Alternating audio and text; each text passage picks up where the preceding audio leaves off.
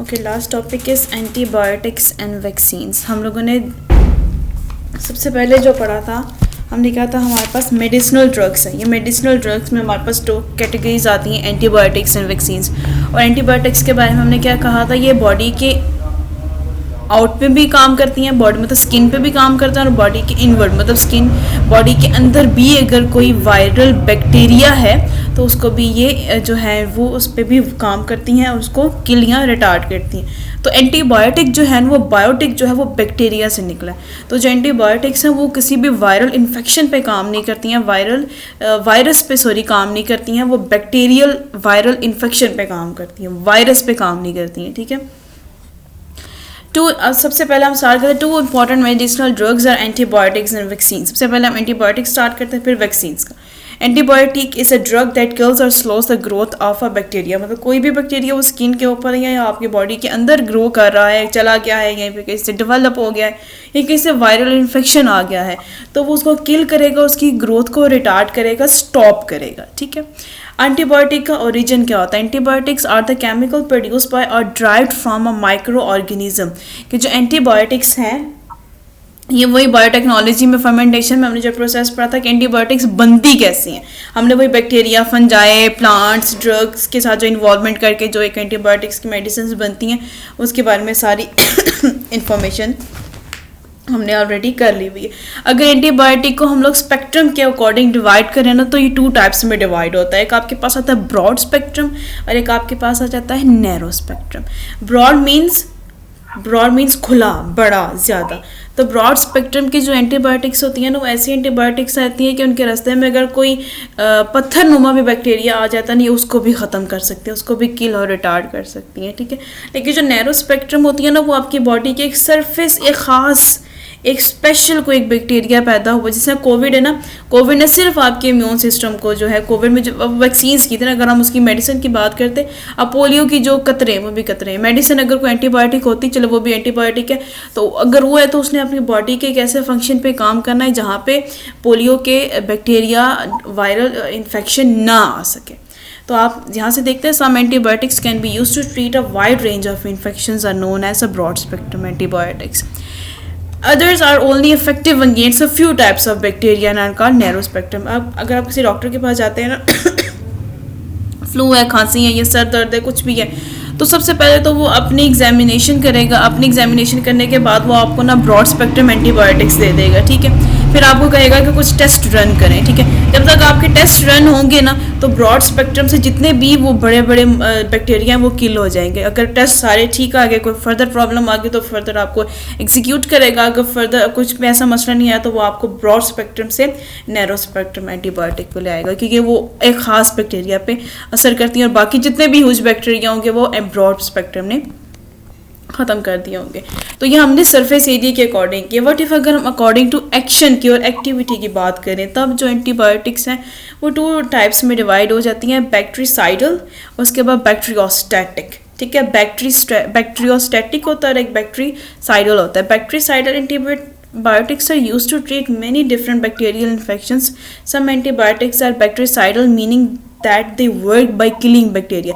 जो बैक्टीरिसाइडल है ना, अक्सर कुछ मेडिसिन है उसके आगे साइडल लिखा होता है, DEL लिखा होता है। अब वैसे मेडिसिन हैं जो कि सिर्फ वायरल बैक्टीरिया इन्फेक्शन को ख़त्म करने के लिए, किल करने के लिए यूज़ होता है। ठीक है, और स्टैटिक का हम कहते हैं स्टेबल को, खड़े हुए को। तो बैक्टीरियोस्टैटिक एक ऐसी में एंटीबायोटिक्स होती हैं जो उसकी ग्रोथ को स्टॉप करने के लिए, रोकने के लिए यूज़ होता है। ठीक है, यह हो गया। अगर हम एंटीबायोटिक्स को ग्रुप्स में डिवाइड करें तो आपके पास इस तरीके से ग्रुप्स आ जाए। सबसे पहले आपका ग्रुप आता है सेफलोस्पोरिन्स। ठीक है, सेफलोस्पोरिन्स जो है वो सबसे पहले interfere with the synthesis of a bacteria cell wall, so are bactericidal. जो सेफलोस्पोरिन्स हैं वो बैक्टीरियासाइडल्स होते हैं। मीन या अगर आपकी बॉडी में कोई भी बैक्टीरिया को अपनी बॉडी में अपने आप को क्या कहते हैं फैलाने के लिए सबसे पहले किस चीज़ की ज़रूरत होगी? ग्रोथ है ना, मतलब उसको अपने आप को डिवाइड करने की ज़रूरत है।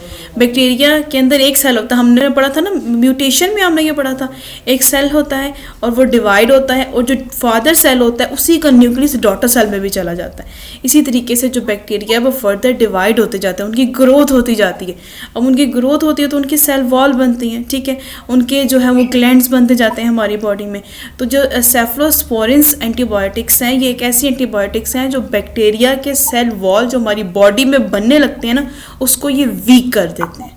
वो वीक करते हैं तो वो ख़त्म हो जाते हैं, वो मर जाते हैं।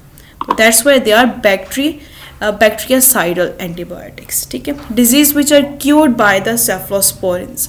सेफलोस्पोरिन्स are use to treat pneumonia. ये आपसे एमसीक्यूज में पूछे जाते हैं, कौन सी डिजीज़, कौन सी एंटीबायोटिक कौन सी डिजीज़ को क्योर करती है।